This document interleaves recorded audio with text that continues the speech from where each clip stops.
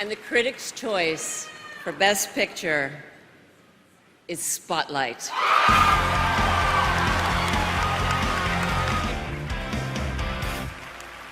Wow, thank you so much. That's loud, sorry. And the critics' choice is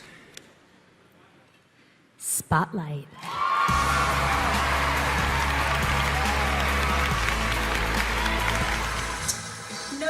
Ningún artista en solitario puede erradicar el mal, la injusticia, la avaricia y la ignorancia, pero tenemos el poder de exponer estos problemas a través de nuestro arte. Esta noche hemos visto el viaje artístico de estos temerarios intérpretes nominados para el último premio.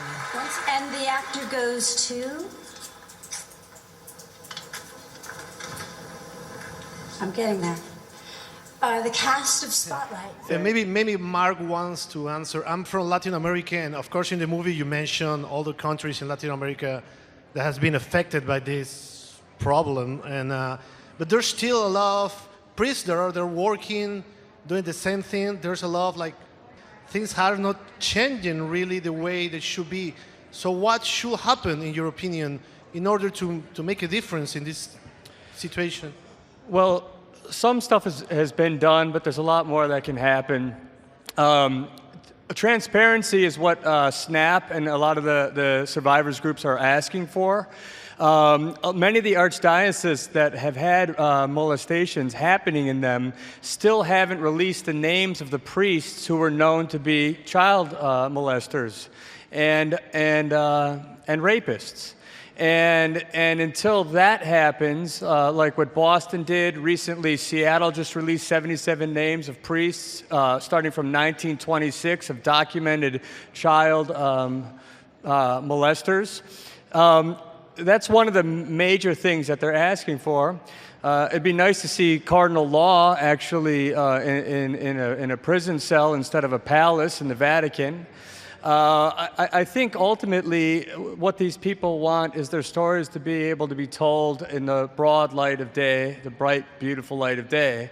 And how you do that is creating, I think, transparency. And the church is not known for being transparent. So that's a good place to start. Yeah, I mean, coming from a Catholic background, what you have to remember is that a priest is literally the direct lineage from God to the community.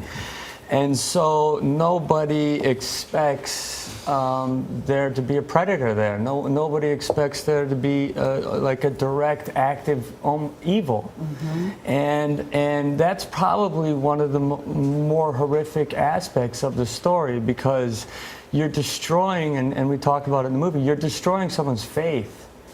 And because they think it's coming from God almost. Of course, yes. It's a direct manifestation of God. If you're a Catholic, the priest is a direct manifestation of God. They're sacrosanct. They're infallible. They were like a wolf waiting for a lame sheep. They looked for children who didn't have father figures, who were vulnerable, who they knew would not speak out. The reason that it's boys that are predominantly the ones who are molested is not because there's a preference for boys, but because boys are the most easily victimized. Yeah. They don't speak out. Yeah. They're ashamed. Mm-hmm. And that's why these guys are predators.